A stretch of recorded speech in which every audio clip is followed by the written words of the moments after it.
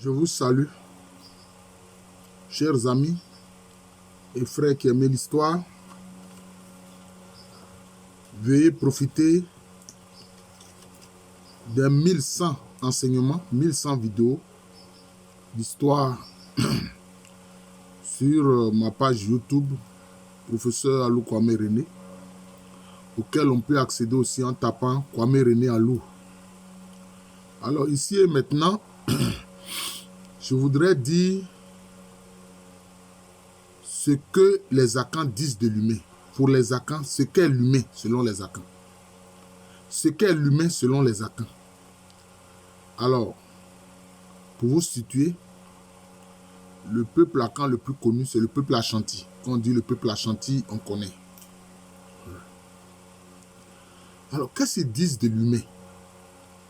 Ça, c'est à travers des termes qu'ils utilisent pour nommer l'humain, pour nommer l'être humain. Notamment, on va prendre deux exemples. Dans la langue Agni et puis dans la langue Twi. Les Agni, notamment les Agni sans vie, la région d'Aboasso, disent quoi? Kulo Suna Dassani. Kulo Suna Dassani. Pour parler de l'être humain. Bon, simplement comme ça qu'on le dit, on dit Sona. Mais le nom complet, c'est Kulo Suna Dassani. Alors, en analysant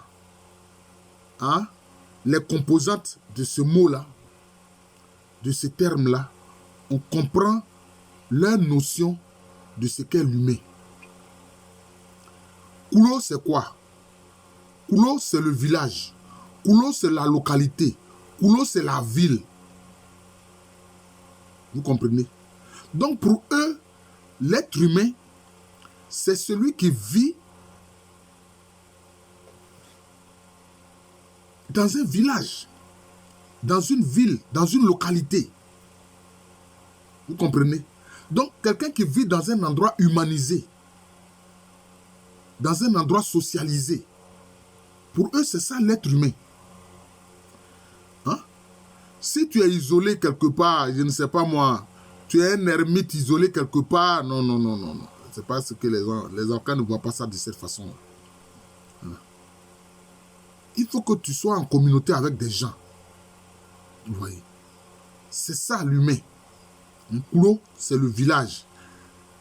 Si bien que c'est dans le village que les choses se font, c'est dans la localité, la ville que les choses se font. Quand c'est une ville, on dit Kulo Piri, c'est-à-dire la grande localité. Par exemple, la capitale où se trouve souvent le roi, on dit Kulo Piri, c'est-à-dire la grande localité. Donc la ville. Vous voyez. Donc, et il distingue bien le village Kulo de Namwe. Namwe, ça c'est le campement. C'est le campement où on fait certaines activités, on fait des activités économiques, on peut y avoir des champs, etc. Où ça peut être un Namwe de pêcherie, ça peut être une pêcherie, etc. Un campement. Mais ils ne disent pas, ils ne parlent pas du Namwe, ils disent Kulo. Ça c'est le village. Parce que qu'est-ce qui symbolise le Kulo? C'est-à-dire le village ou la ville, etc. ou la localité. Dans un Kulo ou dans un village, il y a au moins 2 tabourets ancestraux. 2 tabourets ancestraux. Bon, le tabouret, c'est le symbole du lignage. Chaque lignage a un tabouret ou plusieurs tabourets qui sont en fait une représentation des ancêtres. Voilà. À chaque tabouret est lié un nom d'ancêtre. Donc vous comprenez. Dans le campement là, il n'y a pas de tabouret là-bas. D'ailleurs, pour qu'un endroit soit reconnu comme Kulo, c'est-à-dire village ou localité ou ville, il faut qu'il y ait au moins un ou deux tabourets des ancêtres. Vous voyez. Maintenant, on dit Sona. Kulo, d'abord j'ai expliqué Kulo, maintenant je vais expliquer Sona. Dans Sona, ce terme-là,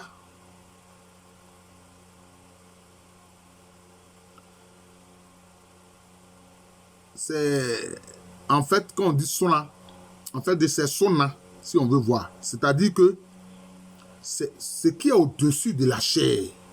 Sona, c'est ce qui est au-dessus de la chair. On peut dire sona. Hein? On peut dire sona dans Sani.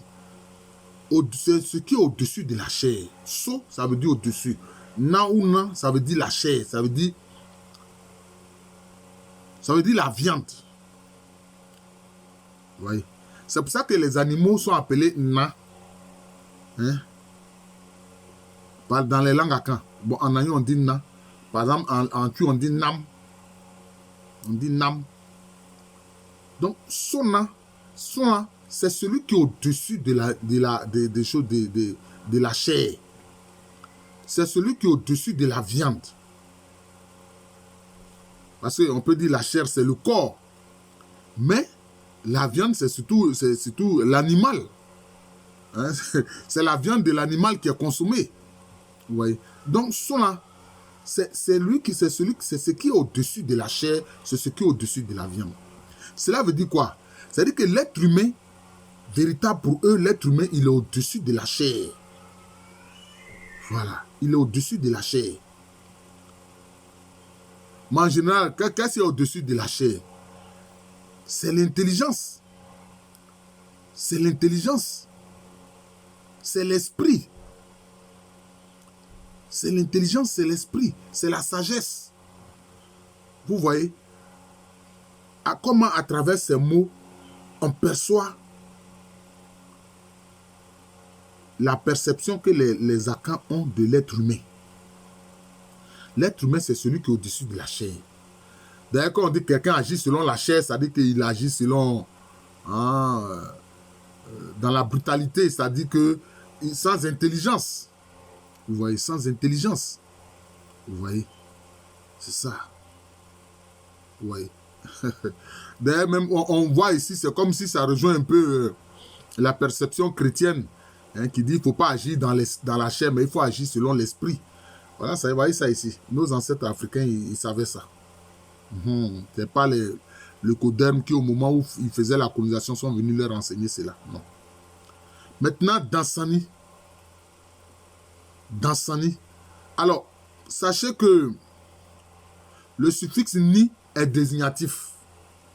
Hein, le suffixe, il a dit Dansani, c'est qui à la fin là, le suffixe ni est désignatif. Hein? Quand on dit par exemple Sikani, c'est-à-dire celui qui est fortuné, celui qui a l'argent. Hein? Celui qui a l'argent. Hein? C'est comme ça. Ni est désignatif. Ce suffixe-là est désignatif. Oui. Mais on dit Dansani. Dans Dansani, vous avez Dain. Vous avez Dain. On voit ici que dans la langue Agni, il y a des termes qui prennent les sources dans la langue Cui, et puis il y a d'autres aussi qui prennent les sources. Bon, ça, j'ai déjà expliqué ça. Hein,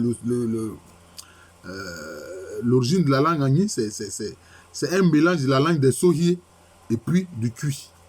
Voilà. Bon, ça, j'ai déjà expliqué ça. Voilà. Dans une autre vidéo, voilà, j'ai dit à propos de la langue Agni. Voilà. Dans, c'est la maison. Donc, vous avez vu d'abord le village, la localité, puis maintenant on dit la maison. Donc, l'être humain, c'est celui qui est dans une maison. Celui qui vit dans une maison, il possède une maison. Vous voyez, il possède une maison. Hein? Il n'est pas comme les errants, là. Hein? Les errants, c'est-à-dire les nomades qui n'ont pas de maison. Non. C'est pour ça, d'ailleurs, que en Égypte antique, nos ancêtres kamites appelaient tous les peuples nomades là, les errants, c'est-à-dire Amou, les appelaient Amou, les errants. Un homme véritable, il a une maison. Hein?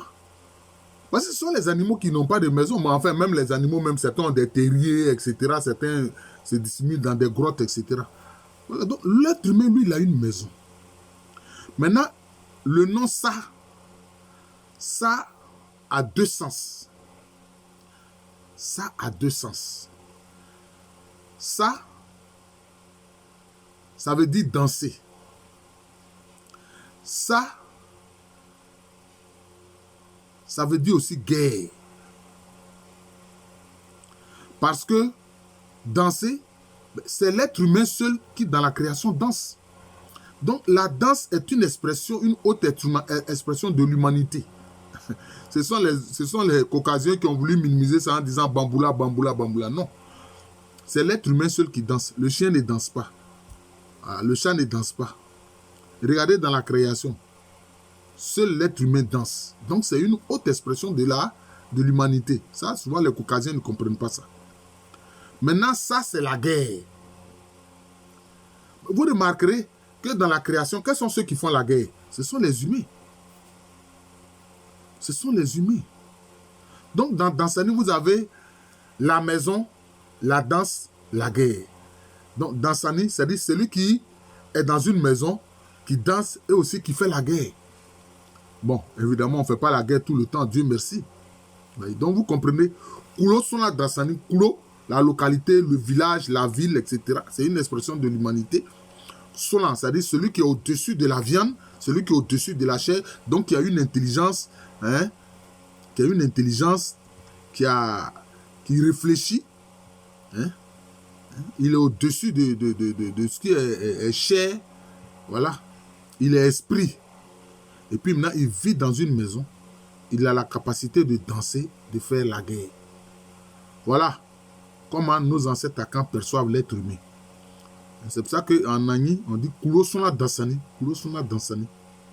Maintenant, chez les Tufo, ils disent Onipa Dansani. Et ils disent simplement Onipa Dansani.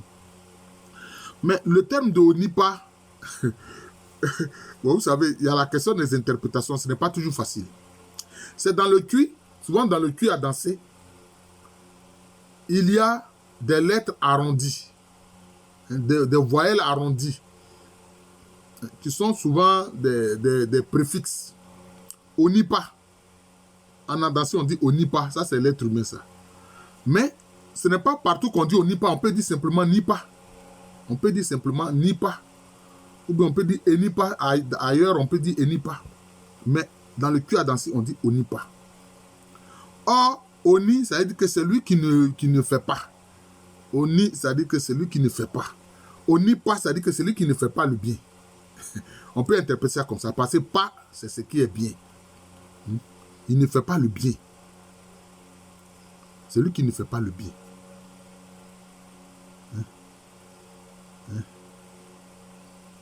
Mais, si on prend seulement ni pas, cela veut dire au contraire celui qui fait du bien. C'est-à-dire l'être qui fait du bien. L'individu qui fait du bien. Donc, quand on voit je peux dire les articulations du nom ni pas, ça veut dire que celui qui fait du bien, comme celui qui ne fait pas du bien. Vous comprenez? Mais ça rejoint un aspect fondamental de notre humanité. L'être humain, tantôt, ce qu'il fait n'est pas bien, tantôt, ce qu'il fait est bien. C'est ce qu'on voit à travers le nom Onipa, Nipa. Maintenant, le même terme Dansani là revient. Vous voyez? Le même terme Dansani revient. Donc, chez les locuteurs du Kuso, on dit Onipa Dansani ou bien on dit Nipa Dansani. Chez les locuteurs du Kuso. Bon, Dansani, j'ai déjà expliqué. Voilà. Donc, j'ai expliqué aussi Onipa ou bien Nipa. Nipa, c'est celui qui consomme le bien. Onipa, c'est celui qui ne consomme pas le bien. Voilà. Voilà.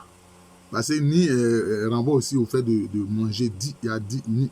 Voilà, c'est une articulation de ce terme-là. C'est-à-dire qu'il ne fait pas, ni on ni pas, il ne fait pas le bien. Ni pas, il fait le bien. Maintenant, c'est pour ça que les Akans insistent. Les activités sociales, c'est dans le Kulo que ça se fait. Ça se fait au village. Ça se fait au village.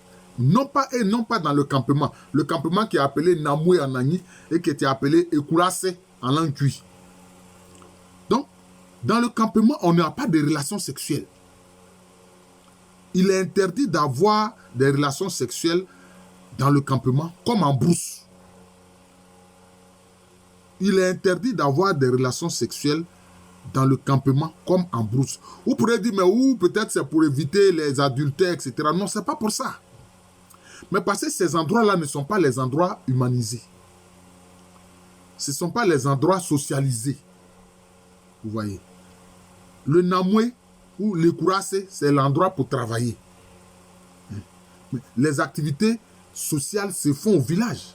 Les obsèques sont au village. Les mariages sont au village. Hein? C'est comme ça. Les rites, les cultes, tout ça là, c'est lié au village. Vous voyez. C'est pour ça que notamment chez les Hébriers, ils insistaient beaucoup dessus. Nos parents Tchama, ils insistaient beaucoup dessus. Ça, sur ça, ils étaient très stricts. On n'a pas de rapport sexuel en dehors du village. On n'a pas de rapport sexuel en dehors du village. Voilà. Ça, c'est clair. C'est comme ça. Voilà. Donc, vous voyez que à travers ces termes-là, bon, je viens d'expliquer la perception que les Akans ont de l'humain. Donc, l'humain, c'est l'être socialisé. Voilà, c'est l'être socialisé. C'est très important. Voilà. Je suis le professeur Aluko Amérené. Je vous souhaite une très bonne journée et à très bientôt.